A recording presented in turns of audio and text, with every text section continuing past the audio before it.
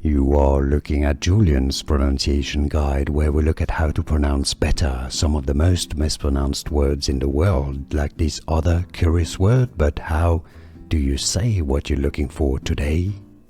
Word pronunciation, how to pronounce those two words. In English, they have a different spelling, a different meaning. But how about their pronunciations? The top word is pronounced as travel, tra, an a sound, okay? Remember this one? Travel, travel.